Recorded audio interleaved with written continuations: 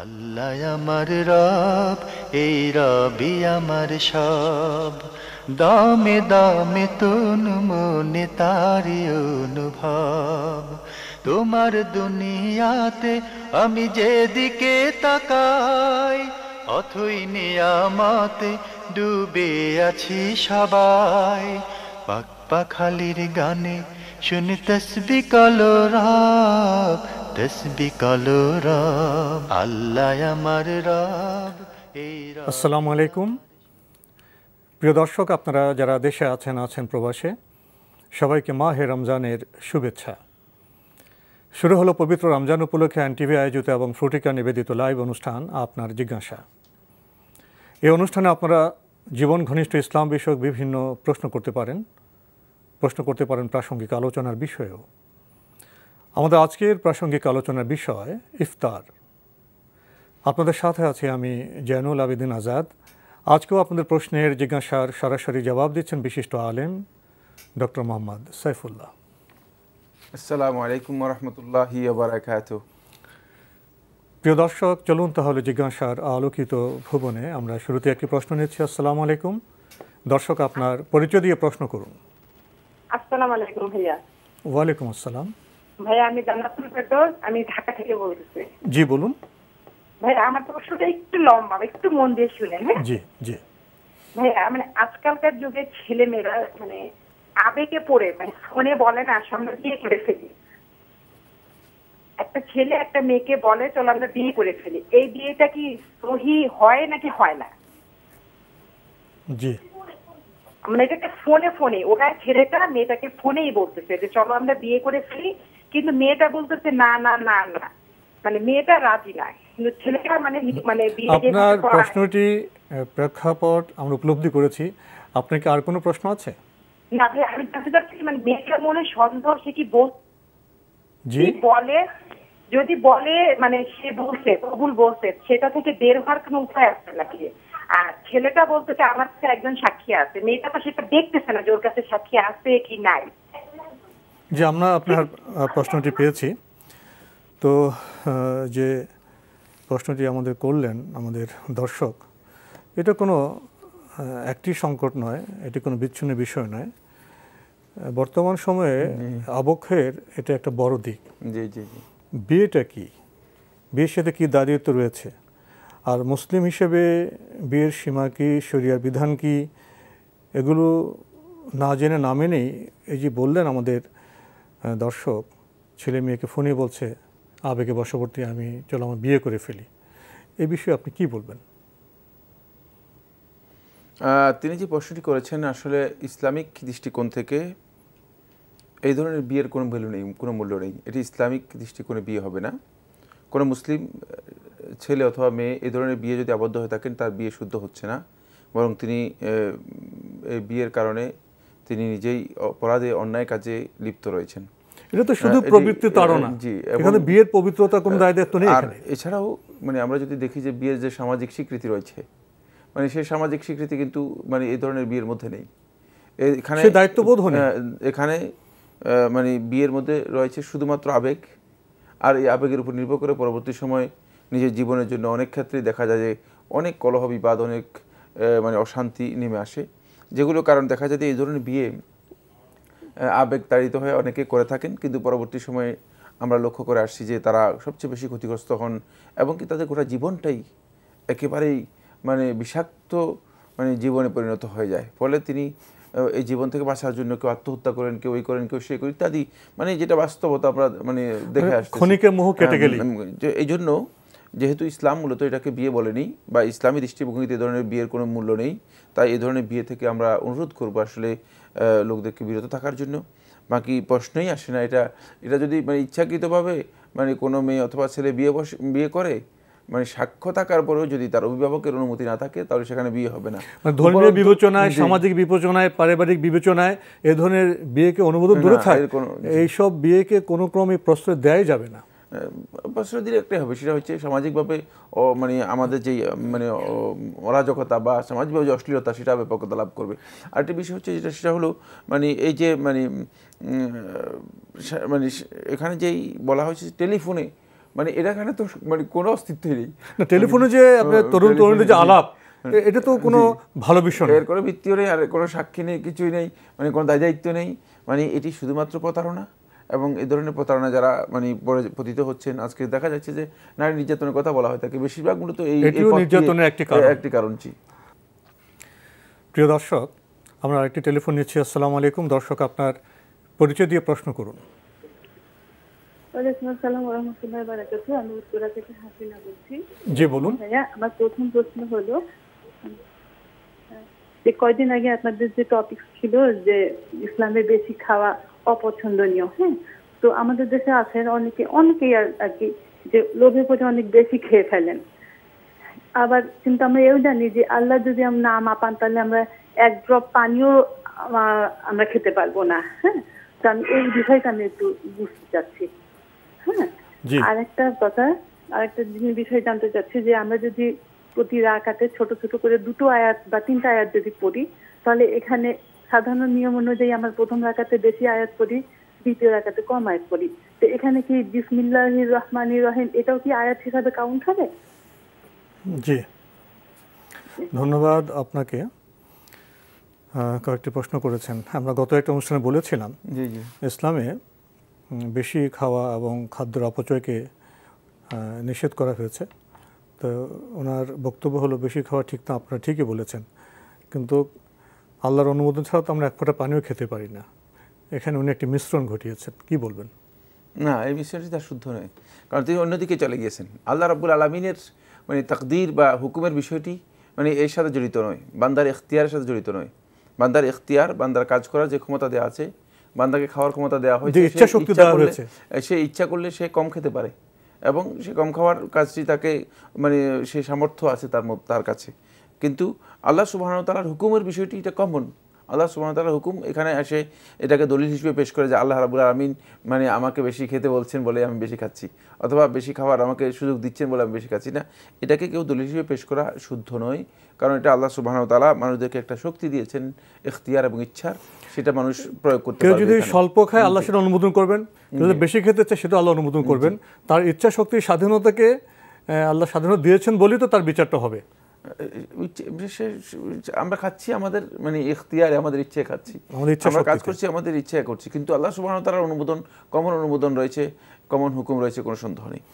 আমাদের বোন আরেকটি প্রশ্ন করেছেন যে প্রতি রাকাতে আমরা তো 2-3 আয়াত ছোট ছোট আয়াত দিয়ে আমরা নামাজ পড়ি, তো সাধারণত উনি বলেছেন যে আমরা প্রথম রাকাতে একটু বেশি পড়ি, দ্বিতীয় রাকাতে কম পড়ি, এবং দ্বিতীয় রাকাতে আমরা যখন আয়াত পড়ব তখন কি বিসমিল্লাহ বলতে হবে? না, বিসমিল্লাহ বলার প্রয়োজন নেই, বিসমিল্লাহ বলার প্রয়োজন নেই। তিনি আসলে প্রশ্ন আমি খুব ভালো বুঝতে পারিনি। মানে যদি আপনারা একটা নতুন সূরা শুরু করেন তাহলে বিসমিল্লাহ বলবেন, যদি মাঝখান দিয়ে শুরু করেন তাহলে তো আর বিসমিল্লাহ বলার কোনো প্রয়োজন নেই। তাহলে কি আউযুবিল্লাহ বলবেন? না, আউযুবিল্লাহ বলবেন। কিছু বলার কোরআন তেলাওয়াতের মধ্যে আউযুবিল্লাহ প্রথমে বললেই যথেষ্ট, এরপর দ্বিতীয় রাকাতে দরকার নেই। আমরা আরেকটি টেলিফোন নিচ্ছি। আসসালামু আলাইকুম। দর্শক, আপনার পরিচয় দিয়ে প্রশ্ন করুন। আসসালামু আলাইকুম, আমি কাউসার বলছিলাম মনোহরদি নরসিংদী থেকে। জি ভাইয়া বলুন।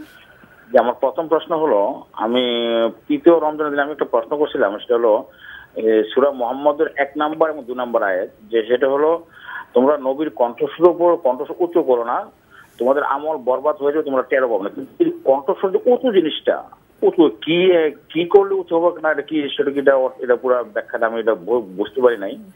এই জিনিসটা যাতে আমাকে বুঝে বলা হয়। দ্বিতীয় প্রশ্ন হলো, আমি বেতরে নামাজ পড়ি হলো 3 রাকাত অথবা মাঝে মাঝে 1 রাকাত পড়ি, কিন্তু 3 রাকাত যখন পড়ি আমি দ্বিতীয় রাকাতে বসি না, একসাথে 3 রাকাত পড়ি। তারপরে সূরা ইখলাস পড়ে রুকু থেকে উঠে আমি আবার দাঁড়িয়ে হাত তুলে দোয়া কুনুত পড়ি, এটা ঠিক আছে কিনা? আর তৃতীয় প্রশ্ন হলো যে আমরা বর্তমানে এই যে মসজিদে যে তারাবি নামাজটা পড়া হয়, আমি আত্মাহিত পড়ার সাথে সাথে তারা সালাম ফিরে ফেলে, এবং সূরা ফাতিহা পড়ার আগে যে সূরা তারাবি পড়া হয়, সূরা ফাতিহা আমি পড়তে উনি আরেকটা সূরা মিলে রুকুতে চলে যায়, এত দ্রুত আমার নামাজ পড়তে অনেক কষ্ট হচ্ছে। এই ব্যাপারে আমি কি করতে পারি? ধন্যবাদ আপনাকে। আপনি বেশ কয়েকটি গুরুত্বপূর্ণ প্রশ্ন করেছেন। প্রথমে জানতে চেয়েছেন সূরা মুহাম্মদের 1 এবং 2 নম্বর আয়াতে যে কথাটি বলা হয়েছে এর ব্যাখ্যা একটু জানতে চাচ্ছেন। না, ওই দিন তো আমরা সেটা স্পষ্ট করে দিয়েছি। আমার মনে হচ্ছে তিনি আমাদের বক্তব্য শুনেছেন বা শুনেননি। সেদিন আমরা স্পষ্ট করেছি যে সেখানে আল্লাহ সুবহানাহু ওয়া তাআলা যেটি বলেছেন খুবই স্পষ্ট কথা, ওলা তারফাউ আসওয়াতাকুম ফাওকা সাওতি নবী সাল্লাল্লাহু আলাইহি ওয়াসাল্লাম, যে নবী সাল্লাল্লাহু আলাইহি ওয়াসাল্লামের বক্তব্যের উপর তোমার নিজেদের বক্তব্যকে উঁচু করো না। এর কথা হচ্ছে নবী সাল্লাল্লাহু আলাইহি ওয়াসাল্লাম বলছেন এক কথা আর আমরা বলছি আরেক কথা। আমরা নবী সাল্লাল্লাহু আলাইহি ওয়াসাল্লামের বক্তব্যের উপর অতিরিক্ত বক্তব্য দেওয়ার চেষ্টা করি, অতিক্রম করে যাই। এটি একেবারেই হারাম গর্হিত কাজ। যদি কেউ এই কাজটি করে থাকেন অনিচ্ছাকৃতভাবে হোক, যেভাবেই হোক না কেন, তাহলে তার মানে উপলব্ধির বাইরেই তার সমস্ত আমল বরবাদ হয়ে যাবে। খুবই সহজ এবং পরিচিত কথা। আপনি আরেকটি প্রশ্ন করেছেন, উনি ভিতর নামাজ 3 রাকাত পড়েন বা 1 রাকাতও পড়েন, তো উনি রুকুর পরে হাত তুলে মোনাজাত করেন, এটা কি ঠিক আছে? না, আপনার কাজটি ঠিক আছে, সুন্নাহ অনুযায়ী আপনার কাজটি শুদ্ধ আছে। জি। উনি আরেকটি প্রশ্ন করেছেন, এটা আসলে আমাদের মোটামুটি সমাজ চিত্রই। তারাবির নামাজ যদিও ধীরে স্থিরভাবে আরামে পড়ার কথা, কিন্তু আমাদের সমাজে তারাবির নামাজ খুব দ্রুত পড়া হয়। উনি সে একই সমস্যায় পড়েছেন, উনি তাশাহুদ শেষ করার আগে সালাম হয়ে যায়। তারাবির সালাতের যে দৃশ্য বা যে চিত্র আপনি অঙ্কন করেছেন, যদি এমনটি হয় তাহলে আপনি একাকী পড়তে পারেন।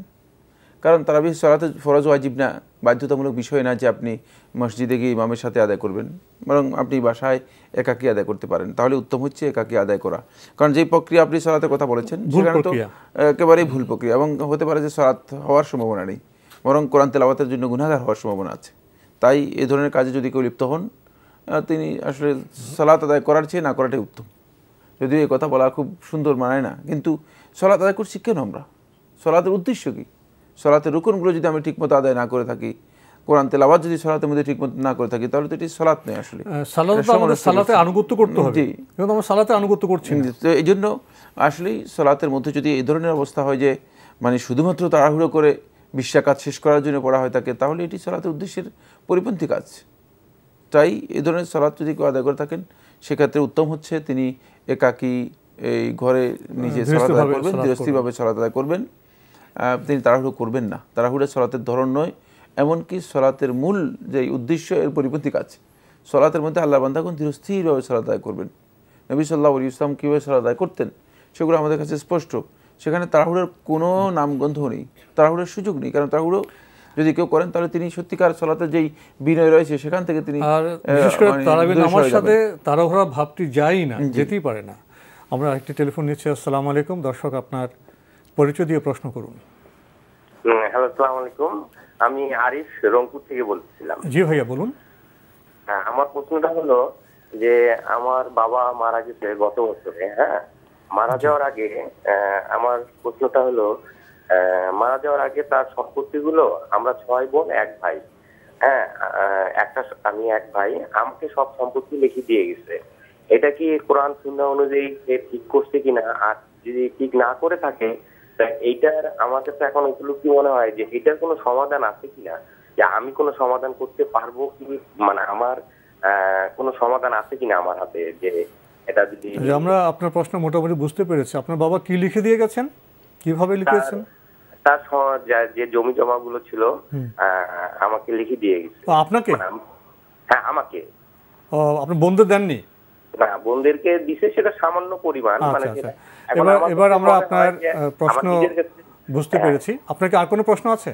না, আমার এইটাই প্রশ্ন যে এটার কোনো সমাধান আছে? জি জি জি জি, আপনি খুব যে আমার বাবা এটার কারণে কোনো তার কোনো কবরে কোনো কষ্ট হচ্ছে কিনা, বা এটার সমাধানের উপায়টা কি হতে পারে? জি, ধন্যবাদ। আপনি খুবই সুন্দর প্রশ্ন করেছেন, সুন্দর উপলব্ধি থেকে। এটা শুধু আপনার প্রশ্ন নয়, এটা আমাদের সমাজের প্রশ্ন। উনি প্রশ্ন করেছেন বাবা মারা গিয়েছেন, মারার আগে যে সম্পত্তি আছে সেটা সব ওনার 1 ভাই আর 6 বোন, ভাইকে নামে লিখে দিয়ে গেছেন। বোনকে খুবই ছিটেফোঁটা দিয়েছেন। ওনার মধ্যে এখন উপলব্ধি হলো বাবা যেভাবে লিখে দিয়ে গেছে ঠিক হলো কিনা, এবং বাবা যদি ভুল করে থাকেন এটা আমি সংশোধন করতে পারি কিনা। খুবই সুন্দর উপলব্ধি। এবং ওনার আরেকটি উপলব্ধি হলো বাবার এই কাজের কারণে বাবা কি কবরে কষ্ট পাচ্ছেন? আপনি এই কাজের জন্য 3টি প্রশ্ন করেছেন। প্রথম কথা হচ্ছে, তিনি যে কাজটি করেছেন এটি সম্পূর্ণরূপে ইসলামী শরিয়া অনুযায়ী গর্হিত, হারাম এবং নিষিদ্ধ কাজ তিনি করেছেন, এবং এই কাজটি তার করা উচিত ছিল না। তিনি ভুল করেছেন যে সন্তানদের মধ্য থেকে মানে একদল সন্তানকে সম্পূর্ণরূপে তাদের উত্তরাধিকার এই মালিকানা থেকে, অধিকার থেকে বঞ্চিত করে গেছেন, যেটা বঞ্চিত করার তার অধিকার ছিল না। সুতরাং তিনি একটি হারাম কাজ করেছেন। হয়তো কোনো আবেগের কারণে করেছেন, এই কাজটি তার ভুল ছিল, এটি উচিত হয়নি। দ্বিতীয় হচ্ছে, যেহেতু আপনি এই বিষয়টি জানেন, আপনার উপর ওয়াজিব হচ্ছে এটাকে সংশোধন করার চেষ্টা করা। আপনি সংশোধন করতে পারেন? হ্যাঁ, সংশোধন করার চেষ্টা কিভাবে করবেন সেটা হচ্ছে শরিয়া অনুযায়ী আপনি আবার পুনর্বন্টন করবেন। মানে যেটা উনি লিখে গেছেন সেটাকে শরিয়া অনুযায়ী পুনর্বন্টন করে যাবেন। সেক্ষেত্রে হতে পারে আল্লাহ সুবহানাহু ওয়া তাআলার কাছে এবং ক্ষমা প্রার্থনা করবেন যেন আল্লাহ রাব্বুল আলামিন তাকেও মাফ করে দেন, তিনি বাবা যে ভুল করে গেছেন সেটা যেন ক্ষমা করে দেন। বাকি এই কাজের জন্য তিনি অবশ্যই কিয়ামতের দিন পর্যন্ত তিনি আল্লাহ রাব্বুল আলামিনের কাছে জবাবদিহি করতে হবে এবং কঠিন জিজ্ঞাসার মুখোমুখি হবেন বা শাস্তির মুখোমুখি হবেন যদি তিনি এই যে কাজটি করে গেছেন এই কাজটি করার কারণে। কিয়ামতের দিন তিনি কিভাবে এদের হকগুলো আদায় করবেন? এখন যদি আদায় করতে পারবেন না, যে উপলব্ধিতে এসেছেন উনি যদি সংশোধন করে দেন, ইনসাফ প্রতিষ্ঠিত করে দেন এবং বাবার জন্য ক্ষমা চান আল্লাহর কাছে, তাহলে হয়তো আল্লাহ ক্ষমা করে দিতে পারেন, হয়তো ক্ষমা করে দিতে পারেন তাকে। আমরা একটি টেলিফোন নিচ্ছি। আসসালামু আলাইকুম। দর্শক, আপনার পরিচয় দিয়ে প্রশ্ন করুন। আসসালামু আলাইকুম, খান আলমগীর, সৌদি আরব থেকে বলছি। ওয়ালাইকুম আসসালাম, জি বলুন। ঘটনা হচ্ছে, আমার যাকাতের অর্থ কি আমি আমার আপন রক্তের ভিতরে দান করতে পারবো, দিতে পারবো? জি। আর কোনো প্রশ্ন আছে? ধন্যবাদ আপনাকে। আমাদের ভাই সুন্দর প্রশ্ন করেছেন। ওনার যাকাতের অর্থ কি উনি আপনজনকে, রক্তের সম্পর্কে আত্মীয়কে দিতে পারবেন? জি, আপনি যদি মানে আপনজন বলতে রক্তের সম্পর্কের মধ্যে যারা আপনার অধীনস্থ, মানে যাদের ভরণ পোষণের দায়িত্ব আপনার উপর রয়েছে, তাদেরকে আপনি দিতে পারবেন না, কারণ তাদের খরচ তো আপনাকেই করতে হবে। আবার স্ত্রী পুত্র যারা আছে, আবার যারা মানে আপনার উপর যাদের দায়িত্ব রয়েছে, মানে আপনার পিতামাতা মানে বা তাদের যারা মানে উপরে রয়েছে, এদেরকে আপনি যাকাত সরাসরি দিতে পারবেন না, কারণ এদের মানে কারো আপনার উপর কর্তব্য রয়ে গিয়েছে, আবার কারো ব্যাপারে আপনার দায়িত্ব রয়ে গিয়েছে। সুতরাং সেগুলো আপনাকে আদায় করার জন্য যদি কোনো কারণে তাদের সমস্যা হয় বা হয়, সেটা আপনাকে পূরণ করার জন্য চেষ্টা করতে হবে। বাকি রয়ে গেছে সেটা হলো এরা ছাড়া, মানে এদিক থেকে মানে উসুল বলা হয় থাকে পিতামাতা এবং তাদের উপরে যারা আছে তারা, আর ফুরু বলা হয় থাকে মানে সন্তান সন্ততি, তাদের স্ত্রী পুত্র যারা আছে নিচে তারা। এরা ছাড়া আর বাকি রক্তের সম্পর্কে যে সমস্ত আত্মীয় স্বজনরা আছে, তারা যদি সত্যিকার জাকাতের হকদার হয়ে থাকে, তাদেরকে আপনি জাকাত দিতে পারবেন, এতে কোনো অসুবিধা নেই। যেমন ভাই বোন,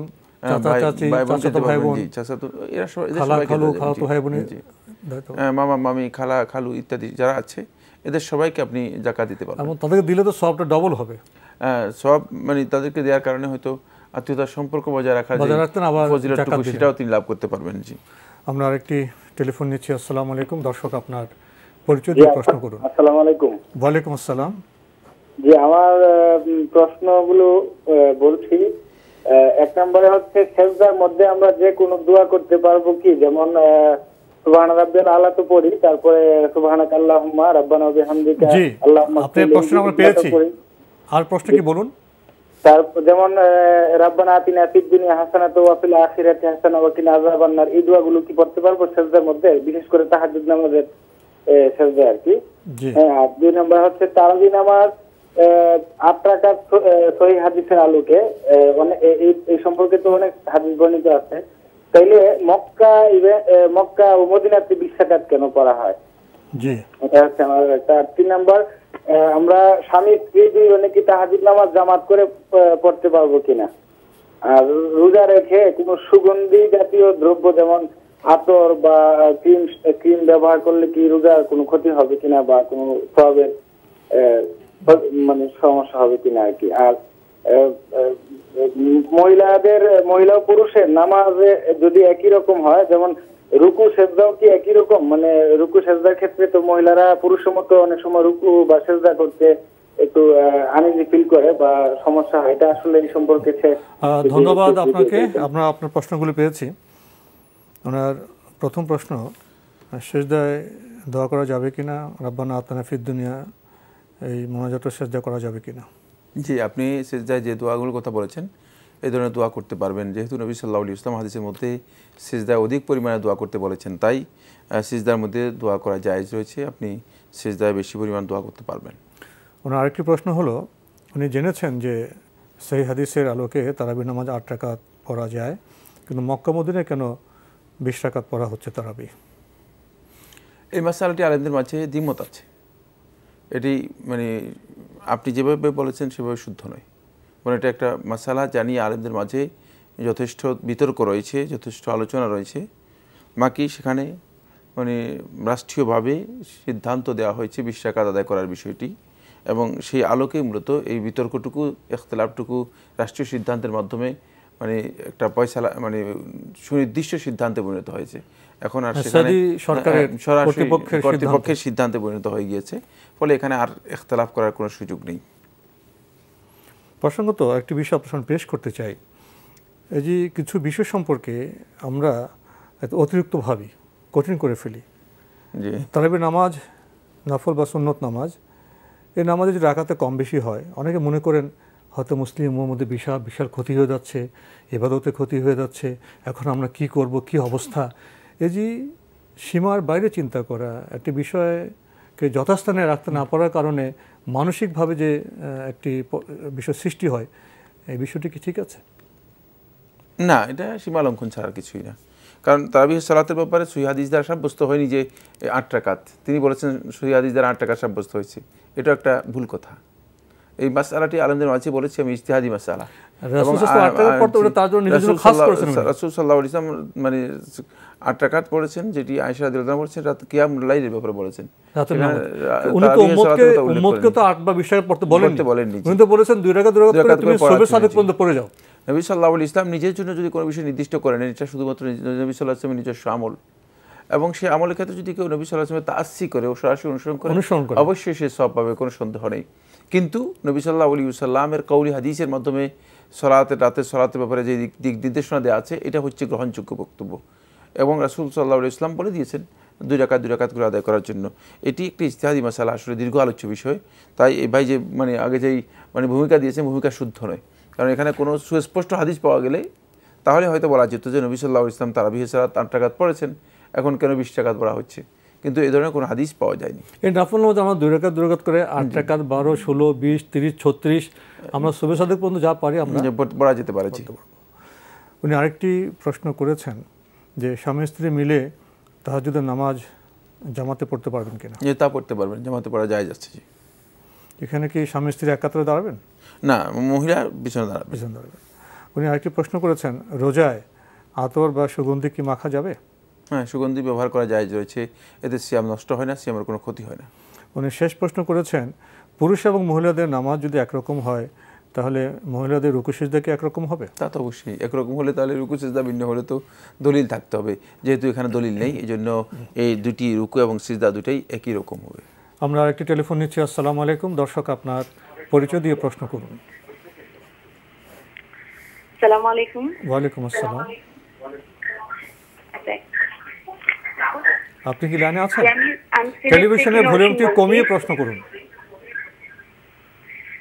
জি, আমি 3টি প্রশ্ন করব। আমার আব্বু অয়েল হোলসেলার। জি, আমার আব্বু একজন ব্যবসায়ী, অয়েল হোলসেলার। বুঝতে পেরেছেন? তেল ব্যবসায়ী না? জি, শুনেন, এটা আমার প্রশ্ন। তো আমাদের এখানে একটি ব্যারেলে আমাদের 200 লিটার তেল থাকে। তো আমরা যখন বিক্রয় করি তখন এখানে 198 লিটার, কিন্তু আমরা প্রত্যেকটি কাস্টমারকে বলে বিক্রয় করি যে আমাদের 198 লিটার আছে, কিন্তু ওরা আমাদেরকে দাম দেয় 200 লিটারে। জি। তো এটা কি কুরআন ও সুন্নাহর আলোকে এটা কি জায়েজ? আপনার আর কোনো প্রশ্ন আছে? জি, আরেকটি প্রশ্ন হলো যে আমাদের যাকাতের টাকা, ওইটা কিন্তু আমরা একজনকে দিই না, কয়েকজনকে বন্টন করে দিই, এটা কি হবে? জি। আরেকটি প্রশ্ন, আজানের সময় শুনছি যে দোয়া করা হয় সেটা কবুল হয়, তখন আমরা কিরকম দোয়াটা করবো আজানের সময়? জি, আপনি তো বেশ সুন্দর প্রশ্ন করেছেন, কিন্তু প্রথম প্রশ্নটা, কারণ বাবা ব্যবসা করেন, সে বিষয়টা যে ভুল সেটা আপনি জানেন, সবাই জানে, তো সেটা টেলিভিশনে বলার কি প্রয়োজন ছিল আমরা জানি না। বাবার সাথে আলাপ করে, আপনজনদের সাথে আলাপ করে সব বিষয় কি সম্প্রচার যন্ত্রে আনাটা ঠিক? বাবার সম্মান, বাবা মেয়েকে আদর করেন, ত্রুটি করলে অবশ্যই সংশোধন করাবেন। সেটা পদ্ধতি কি আরও ভালো হতে পারে না? আপনার বিবেচনার জন্য রাখলাম। সাইফুল্লাহ ভাই কী বলবেন? তিনি বলেছেন যে মানে 200 লিটার তৈল বিক্রি করেন, 198 লিটার দেন 198 লিটার। ক্লিয়ার, এটা ভুল। এটি হারাম এবং নিষিদ্ধ কাজ, একেবারে আল্লাহ সুবহানাহু ওয়া তাআলা কোরআনের মধ্যে নিষেধ করে দিয়েছেন, ওয়ালা তুখসিরুল মিজান, তোমরা ওজনের ব্যাপারে কোনোভাবেই তোমরা কমতি করবে না, ওজনকে কোনোভাবেই নষ্ট করবে না। তাই এটি ওজনে বড় ধরনের একটা ঘাটতি, যেটি ইসলামে নিষিদ্ধ কাজ। সেক্ষেত্রে 198 লিটারেরই টাকা আপনাকে নিতে হবে, 200 লিটারের টাকা আপনি নিতে পারবেন না। এর আরেকটি বিষয় চলে আসে, যিনি তেলটা বিক্রি করেন, যেমন আমার বাবা, ইনি তো তেল উৎপাদন করেন না, তেলের মূল সরবরাহকারী নন, উপর থেকে তেলটা আসে, একটা কর্তৃপক্ষ আছে, উনি একটা মধ্যস্তরের তেলটা কিনে বিক্রি করেন। যেটা অনেক সময় এরকম হয় যে উপর থেকেই 200 লিটার বদলে 198 লিটার দিচ্ছে, এবং ওনাদের থেকেও টাকা নিচ্ছে 200 লিটারের, এবং ওনাদের বলা হচ্ছে যে এটা 200 লিটার বিক্রি করবে। তো এরকম ক্ষেত্রে কি দায়িত্বটা উপরে যাবে, না ওনার উপরে কিছু দায়িত্ব আসবে? সেটা হতে পারে এমন যে তিনি যেই মানে কিনছেন সেখানে 198 লিটার কিনেছেন, কিন্তু 200 লিটার হিসেবেই কিনেছেন। যদি এমনটি হয় তাহলে তিনি বিক্রির সময়টা স্পষ্ট করবেন যে এখানে 198 লিটার, যদিও 200 লিটার লেখা আছে, কিন্তু 200 লিটার হিসেবে আমরা কিনেছি। সুতরাং এটাকে আমরা 200 লিটার হিসেবে বিক্রি করতে হবে, এভাবে নিতে হবে। যদি এ বিষয়ে ইত্তেফাক হয় তাহলে জায়েজ হতে পারে, ইত্তেফাক হলে জায়েজ হতে পারে। বাকি যদি ইত্তেফাক না হয়ে থাকে তাহলে কিন্তু 200 লিটার এর পরিবর্তে 198 লিটার যদি দেন তাহলে অবশ্যই গুনাহগার হবেন। মানে যে পর্যায়ে ভুল করতে সেই পর্যায়ে দায়িত্বের উপর আসবে। উনি আরেকটি প্রশ্ন করেছেন, ওনার জাকাতের টাকা কয়জনকে ভাগ করে দেন, এতে কোনো সমস্যা আছে? না, কোনো সমস্যা নেই। জাকাতের টাকা একাধিক লোককে দেওয়া জায়েজ রয়েছে। আপনি যদি মনে করেন যে না একাধিক লোক মুহতাজ আছে অথবা জাকাতের হকদার আছে, তাহলে আপনি তাদের মধ্যে বন্টন করে দিতে পারবেন। যেহেতু মানে জাকাতের টাকা একজনকেই দিতে হবে, এই ধরনের কোনো বক্তব্য কোরআন ও হাদিসের মাধ্যমে পাওয়া যায়নি। মানে শেষ প্রশ্ন, উনি জেনেছেন আজানের সময় দোয়া কবুল হয়, তো এই সময় তিনি কী ধরনের দোয়া করতে পারেন? দোয়া তো আমরা শিক্ষা দিব না, আপনি যে কোনো ধরনের দোয়া করতে পারেন। যে কথা বলেছেন ঠিকই বলেছেন, কিন্তু দোয়া তো আপনি কি দোয়া করতে চান সেটা আপনি নিজেই করবেন। তাই নিজের প্রয়োজন করতে হবে। কি দোয়া আপনার প্রয়োজন আছে সেটা আপনি চাইতে পারেন আল্লাহর কাছে। এই সময় দোয়া কবুলের সময় ঠিকই বলেছেন। সেটা উনি ওনার মাতৃভাষায় নিজের ভাষায় যেভাবে বলেন। আচ্ছা, এই যে আজানের সময় দোয়াটা, এই সময়টা আসলে কখন? যখন আজান হচ্ছে তখন দোয়া করবেন, আজানের শেষে দোয়া করবেন? আজান থেকে আরম্ভ করে উনি আজান শেষ হওয়া পর্যন্ত, আজানের শেষও হতে পারে। আজানের সময় তো আপনার জবাব দিতে হবে, আজানটা শেষেই করাটা বলতে সহজ হবে, হতে পারে। আমরা আরেকটি টেলিফোন নিচ্ছি। আসসালামু আলাইকুম। দর্শক, আপনার পরিচয় দিয়ে প্রশ্ন করুন। জি, আমি চিটাং থেকে কাজল বলছি। জি বলুন। আমার একটা প্রশ্ন আছে, সেটা হচ্ছে এখন ফিতরা নির্ধারণ করা হয়েছে সর্বনিম্ন 65 টাকা আর সর্বোচ্চ 1650 টাকা। তো আমার প্রশ্ন হচ্ছে, যারা নিম্ন মধ্যবিত্ত তারা তো 65 টাকা দিবে, এখন যাদের সামর্থ্য আছে তাদের কি 1650 টাকাই দিতে হবে, নাকি তারা নিজেরা ইচ্ছের মতো তারা ফিতরাটা আদায় করবে? আর কোনো প্রশ্ন আছে? না। ধন্যবাদ আপনাকে, আপনি বেশ কৌতূহলী মনে হচ্ছে। হ্যাঁ, এটা অবশ্য পত্রপত্রিকা টেলিভিশনে এসছে, অনেকে প্রশ্ন জেগেছে ফিতরা আবার এরকম পার্থক্য কেন, নিম্নে 65 উপরে 1650। আসলে ফিতরার কি কোনো সঠিক মানদণ্ড নেই? ইসলামের মানদণ্ড আছে, বাকি ইসলাম সম্পর্কে অথবা ফিতরার এই বিষয়গুলো সম্পর্কে যাদের সরাসরি জ্ঞান নেই অথবা কোথাও না কোথাও ভুল মানে কনসেপ্ট আছে, ভুল ইজতিহাদ কনসেপ্ট আছে, তারাই হয়তো এই ধরনের বক্তব্য দিয়েছেন। কারণ এটা কোনোদিন হয় না যে 65 টাকা আর 1650 টাকা, কীভাবে সম্ভব? মানে হতে পারে যে 65 টাকা হয়তো 100 টাকা হতে পারে। মানে তাই এই যে কাজটি যারা করেছেন এটা আসলে তারা অনেকেই মানে এই বিষয়গুলো সম্পর্কে বিষয়গুলো সম্পর্কে তাদের সরাসরি জ্ঞান হয়নি। ফিতরার ভিত্তি আবু সাঈদ খুদরি রাদিয়াল্লাহু আনহু সহিহ বুখারী হাদিসের মধ্যে স্পষ্ট করে বলেছেন যে আমরা কুন্না নুখরিজু ফি আহদি নবী সাল্লাল্লাহু আলাইহি ওয়াসাল্লাম সাআ মিন তাআমিন, আমরা নবী সাল্লাল্লাহু আলাইহি ওয়াসাল্লামের সময় এক সা পরিমাণ মিন তাআমিন আমাদের যে খাদ্যদ্রব্য আছে সেই খাদ্যদ্রব্য থেকে বের করতাম। এক সা পরিমাণ, নিজেদের খাদ্যদ্রব্য, হ্যাঁ নিজের খাদ্যদ্রব্য। এবং এই তাআমকে সমস্ত উলামায়ে কেরাম ব্যাখ্যা দিয়েছেন যে মানে কোনো জনপদের মানে প্রধান যে খাদ্য রয়েছে সেটাই মূলত এর মধ্যে ইনক্লুড হবে। আমাদের দেশে চাল বা গম, যে আমাদের দেশে আমরা সেটাকে যদি নির্ধারণ করি তাহলে আমরা চাউলকে নির্ধারণ করতে পারি, প্রধান খাদ্য হচ্ছে আমাদের চাউল, সুতরাং আমরা চাউলকে নির্ধারণ করতে পারি। তাই 100 পরিমাণ চাউল হচ্ছে এর মূল ভিত্তি এবং এটার উপর নির্ভর করে মূলত নির্ধারণ করা হবে। 100 কাকে বলা হয়? তাকে সা হচ্ছে শেখ মোহাম্মদ সালেহ সামিন রহমতুল্লাহ আলাইহি আল্লাহ নবী সাল্লাল্লাহু আলাইহি ওয়াসাল্লাম সাকে ওজন করে যে মাপ পেয়েছেন সেটাকে তিনি উল্লেখ করেছেন সরাসরি। তিনি তার সর্বমতে উল্লেখ করেছেন, তিনি তার ফতোয়ার মধ্যে উল্লেখ করেছেন যে আল্লাহ নবী সাল্লাল্লাহু আলাইহি ওয়াসাল্লামের সা ওজন করে পাওয়া গিয়েছে, এর পরিমাণ হচ্ছে 2 কেজি 40 গ্রাম। 2 কেজি 40 গ্রাম। সুতরাং কোনো বন্ধু অথবা কোনো ভাই যদি 2 কেজি 40 গ্রামের যেই মূল্য আছে, মানে যে পরিমাণ আছে, এই পরিমাণ চাউল যদি তিনি দেন তাহলে তিনি মানে ফিতরা আদায় করে ফেললেন এবং তার ফিতরা শুদ্ধ হলো। বাকি যদি কেউ মূল্য আদায় করেন, এই মাসআলার মধ্যে আলেমদের দ্বিমত আছে এবং বিতর্কিত একটি মাসআলা। আদৌ নবী সাল্লাল্লাহু আলাইহি ওয়াসাল্লাম কখনো মূল্য আদায় করেছেন অথবা সাহাবীরা মূল্য আদায় করেছেন মর্মে কোনো বর্ণনা পাওয়া যায়নি। বাকি মানে একদল উলামায়ে কেরাম বলেছেন মূল্য যদি আদায় করা হয় তাহলেও তার ফিতরা আদায় হয়ে যাবে। সেই ক্ষেত্রে তিনি 2 কেজি 40 গ্রাম, 40 গ্রাম 100 গ্রাম ধরেন বা একটু বেশি ধরেন, তাহলে 2 কেজি 40 গ্রামের যেই চাউলের যে দাম আছে সেই দামটুকু হিসাব করলেই তার কাছে মোটামুটি 100 টাকা মতো হয়। মধ্যমানের চাল হলে 100 টাকা মতো হতো, মানে এখন 42 টাকা করে মনে হয় চাউল। 42 করে হিসাব করলে আপনি দেখবেন যে 84, তারপর আর 40 গ্রামের জন্য আপনি হয়তো 5 টাকা, মোটামুটি 100 টাকা মতো হলেই। জি, তো মানে এটা হচ্ছে মূলত ফিতরা। এখন সেখানে মানে আমরা নিজেরা নির্ধারণ করলাম 65, আবার বললাম যে না 1650, এটা একটা বিভ্রান্তি এবং ইসলামের বিধান নিয়ে একটা না জেনে বা আন্দাজের উপর একটা উপহাস তৈরি করা ছাড়া আর কিছুই না। আমরা একটি টেলিফোন নিব। আসসালামু আলাইকুম। দর্শক আপনার পরিচয় দিয়ে প্রশ্ন করুন। হ্যালো, আসসালামু আলাইকুম। ওয়ালাইকুম আসসালাম। আমার নাম দীপা, আমি সরকারা থেকে বলছি। আমি আমার বাসায় একটা অ্যাকুরিয়ামে মাছ পালি। এখন এটা কি পালা যাবে? এটা কি রমজানের ফেরেশতা ঘরে আসবে না? আর দ্বিতীয় প্রশ্ন হচ্ছে আমার আম্মুর কোমরের হাড় ক্ষয় হয়ে গেছে। এখন উনি বাঁকা হয়ে মানে সেজদা দিতে পারে না, বেশিক্ষণ বসেও থাকতে পারে না, বেশিক্ষণ দাঁড়ায় থাকতে পারে না। এই অবস্থায় উনি খুব কষ্ট করেই নামাজ পড়ে, একটু বসে পড়ে, একটু দাঁড়ায় পড়ে। এখন ওনার নামাজটা কি হবে, এইভাবে হবে কিনা?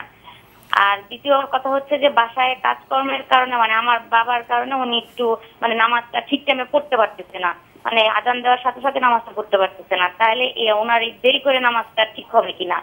আর আমার চতুর্থ প্রশ্ন হচ্ছে কেউ যদি না জেনে শিরক করে তাহলে সেটা কি তওবা করলে পরে সেই তওবাটা মানে হবে কিনা? ধন্যবাদ আপনাকে, বেশ অনেকগুলো গুরুত্বপূর্ণ প্রশ্ন করেছেন। বাসায় যে আপনার অ্যাকুরিয়ামে যে মাছ পালে, ছোটরাও পালে বড়রাও পালে, এটা কি ঠিক আছে? এটি জায়েজ রয়েছে, কিন্তু শর্ত আছে। সেটা হলো মাছের যে প্রয়োজনীয় খাবার আছে সেই খাবারের ব্যবস্থা করতে হবে, কারণ এটি প্রাণী, তো যে এটি প্রাণী, সুতরাং এটাকে যদি আপনি ইচ্ছাকৃতভাবে কষ্ট দিয়ে থাকেন তাহলে কিন্তু আপনি কবিরা গুনার মধ্যে লিপ্ত হলেন। তাই মাছের খাবারের যদি আপনি নিয়মিত আয়োজন ঠিক থাকে তাহলে আপনি এটি মানে অ্যাকুরিয়ামে পালতে পারবেন। লালন পালনের দায়িত্ব পালন করতে হবে, আর না পারলে তো এটা নিষিদ্ধ হয়ে যাবে। যেহেতু মাছ যদি পুকুরে থাকতো অথবা নদীতে থাকতো তাহলে সে নিজেই তার খাবার ব্যবস্থা করবে। এখন এখানে নিয়ে এসেছেন আপনি বন্দি করে, সুতরাং আপনি বন্দি করার কারণে আপনি এর খাবারের ব্যবস্থা করতে হবে। উনি আরেকটি প্রশ্ন করেছেন, ওনার মার কোমরে খুব ব্যথা, উনি সেজদা দিতে পারেন না, নামাজে খুব কষ্ট হয়। তো এইভাবে যদি নামাজ পড়ছেন এটা কি হবে, বা ওনার জন্য কীভাবে সহজ হবে? তিনি যদি কষ্ট হয় সিজদা দিতে যতটুকু পারেন ততটুকু ব্যবস্থা করবেন, ততটুকু সিজদা দেবেন। যেমন একেবারে মাটিতে যদি মানে একেবারে নুয়ে সিজদা করতে অসুবিধা হয় তিনি ইশারায় যতটুকু পারেন ততটুকু সিজদা করবেন। তবে এটা ইসলামে খুব মানে উদারতা রয়েছে, সেটা হচ্ছে কোনো ওজনের কারণে যদি কোনো ব্যক্তি কোনো আমল করতে না পারেন সে যতটুকু পারেন ততটুকু আদায় করলেই আল্লাহ সুবহানাহু ওয়া তাআলা বান্দার পক্ষ থেকে সেটা গ্রহণ করবেন। যেহেতু আল্লাহ রাব্বুল আলামিন বান্দাকে যে নির্দেশ দিয়েছেন সেই নির্দেশের পরেই একটা কমন কথা বলে দিয়েছেন, ফাত্তাকুল্লাহ মাসতাতা'তুম, যে তোমরা আল্লাহ রাব্বুল আলামিনকে ভয় করো তোমাদের সাধ্যে যতটুকু কুলায়। মানে আল্লাহর বিধান পালন করতে গিয়ে তোমাদের সাধ্যের বাইরে চলে যাবে এমন কাজ তোমরা করার জন্য চেষ্টা করবে না, কারণ সে পারবে না। আপনি সামর্থ্যের মধ্যেই করতে হবে এবং সেভাবে যদি তিনি সামর্থ্যের মাঝে যতটুকু সম্ভব সিজদা করেন তাহলেই ইনশাআল্লাহ তাআলা তার সলাত হয়ে যাবে। আরেকটি প্রশ্ন করেছেন, কাজকর্মের কারণে আজানের সাথে সাথে নামাজ পড়তে পারেন, দেরি হয়ে যায়, এতে কি কোনো অসুবিধা আছে? দেরি হয়ে যায় বলতে কি বোঝাচ্ছে? মহিলাদের ব্যাপার দেরি হয়ে যায় বলতে কি বোঝাচ্ছেন? যদি দেরি হয়ে যায় এমন যে ওয়াক্ত থেকে আপনি মানে ডিলে করে ফেলেন, তাহলে কিন্তু আপনি গুনাহগার হবেন, কোনো সন্দেহ নেই। উনি বলছেন যে মানে আজানের পরপর পড়তে পারেন না, একটু পরে পড়েন। হ্যাঁ, যদি ওয়াক্তের মধ্যে আদায় করেন তাহলে তিনি গুনাহগার হবেন না, তিনি গুনাহগার হবেন না এবং তার সালাত হয়ে যাবে। উত্তম হলো আজানের পরপর পড়তে পারলে। যদি সম্ভব হয় আউয়াল ওয়াক্তে, প্রথম মানে ওয়াক্ত শুরু হওয়ার সাথে সাথে আদায় করা, সেটা উত্তম কাজ, কোনো সন্দেহ নেই। কিন্তু কোনোভাবেই নামাজের যে নির্ধারিত সময় আছে সেই সময় এক্সিট করা যাবে না। মানে সময় থেকে বার হয়ে গিয়ে আপনি মানে সালাত আদায় করছেন, তাহলে আপনার সময়ের মধ্যে করতে হবে, সময়ের মধ্যে করতে হবে। আরেকটি প্রশ্ন করেছেন, কেউ যদি না জেনে শিরক করে ফেলেন এবং তওবা করেন তাহলে কি তিনি ক্ষমা পাবেন? অবশ্যই আল্লাহ সুবহানাহু ওয়া তাআলা, আল্লাহর বান্দা যখন তওবা করবেন আল্লাহ রাব্বুল আলামিনের কাছে, আল্লাহ রাব্বুল আলামিন তাদের তওবা কবুল করেন এবং আল্লাহ সুবহানাহু ওয়া তাআলা তাদেরকে ক্ষমা করে দেন। তা আল্লাহর বান্দা যদি আল্লাহ রাব্বুল আলামিনের কাছে জেনে হোক না জেনে হোক শিরক করে থাকেন, আল্লাহ সুবহানাহু ওয়া তাআলা এর কাছে আবার যখন প্রত্যাবর্তন করবে আল্লাহ রাব্বুল আলামিন তার তওবা কবুল করবেন। আমরা একেবারে সময় শেষ প্রান্তে, আমরা সংক্ষেপে একটি প্রশ্ন নিচ্ছি। আসসালামু আলাইকুম। দর্শক, আপনার পরিচয় দিয়ে প্রশ্ন করুন। জি, ওয়ালাইকুম আসসালাম। আমি উত্তরা থেকে বলছি। আমার প্রশ্ন দুইটা, খুবই সংক্ষেপে করব। ফজরের নামাজ যদি মিস হয়ে যায়, এটা আমি জোহরের সাথে কাজা করব নাকি যখন উঠবো তখন পড়ে নেওয়াটা ভালো হবে? আরেকটা প্রশ্ন হচ্ছে, আমার মেয়ের আকিকা দিয়ে নাম রাখা হয়েছিল, কিন্তু ওটা এখন আর রাখবো না। আমরা নতুন একটা নাম মানে রেখেছি, কিন্তু এখনো আকিকা দেওয়া হয়নি। এখন কি নতুন নামের জন্য আকিকা দিতে হবে নাকি? মানে আমরা তো জানি যে বা মানে ছেলে মেয়ের নাম দিয়ে কিয়ামতের দিন বাবা মাকে ডাকা হবে। প্রথমে কি আকিকা দেয়া একবার হয়েছে? জি, একবার দেয়া হয়েছে, যে নামটা সেটা আমরা আপনার প্রশ্ন পেয়েছি। আপনাকে অনেক ধন্যবাদ, আপনি সুন্দর প্রশ্ন করেছেন। ফজর নামাজ যদি মিস হয়ে যায় তাহলে কি জোহরের সাথে করবেন নাকি সাথে সাথে পড়ে নেবেন? না, যখন আপনি মানে যে কারণে মিস হয়ে গেছে সাথে সাথেই যখন আপনার স্মরণ পড়বে তখনই আপনি আদায় করে নেবেন। আকিমিস সালাতা লিযিকরি, যখন আল্লাহ রাব্বুল আলামিন স্মরণ আপনার এসে যাবে সাথে সাথেই আপনি আদায় করে নেবেন। অপেক্ষা করাটা সুন্নাহ পরিপন্থী কাজ এবং শুদ্ধ। আমাদের এখনই শেষ করতে হবে। মেয়ের আকিকার নামটা এখন রাখবেন না, নতুন নাম রাখবেন? এর জন্য কি আবার আকিকা দিতে হবে? না, এর জন্য ভিন্ন আকিকার প্রয়োজন নেই, শুধুমাত্র নাম রেখে দিলেই যথেষ্ট হবে। তো আজকে আমাদের এখানে শেষ করতে হচ্ছে। আপনাকে অনেক ধন্যবাদ। আপনাকে অশেষ ধন্যবাদ। প্রিয় দর্শক, দেখা হবে ইনশাআল্লাহ আগামীকাল একই সময়ে। দর্শক, আপনারা আমাদের অনুষ্ঠানে এনটিভি অনলাইনেও দেখতে পারবেন। ভিজিট করুন www.ntvbd.com। দর্শক, আপনারা সবাই নিরাপদে থাকুন, থাকুন শান্তিতে। আসসালামু আলাইকুম। আল্লাহ আমার রব, এই রবি আমার সব, দামে দামে তুন মনে তারি অনুভব। আল্লাহ আমার রব, এই রবি।